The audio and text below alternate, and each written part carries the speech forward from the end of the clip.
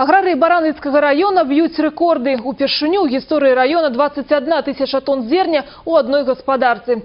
Сакрэтамі поспеху мясцовыя хлебаробы подзяліліся з корэспандэнтамі абласных навін. Гэтае поле ў Лаўрыновічах адзін з апошніх участкаў ОСВК Крошын. У гэтым годзе збожжавы клін, гэта 4800 гектараў, даў добры ўраджай. У сярэднім 59 цэнтнераў з круга. На асобных участках ураджайнасць дасягала 80 цэнтнераў з гектара. Упершыню ў гісторыі гаспадаркі валавы збор збожжа склаў 21 тысячу тонн. Выкананне ўсіх тэхналагічных патрабаванняў, дысцыпліна, адказнасць і зладжаная праца. Усё гэта ў комплексе і прывяло да поспеху, тлумачаць крошынскія аграрыі. Сёння тут уже думаюць пра ўраджай наступнага года.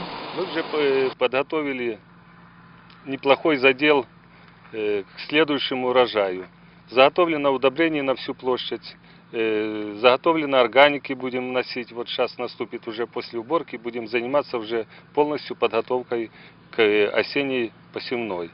Посеяли рапса мы уже 300 гектар, у нас запланировано 700 гектар.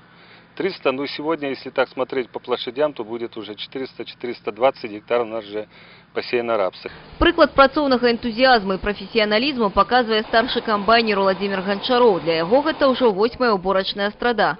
4 разы ён станавіўся пераможцам нацыянальнага спаборніцтва працаўнікоў хлебнай нівы.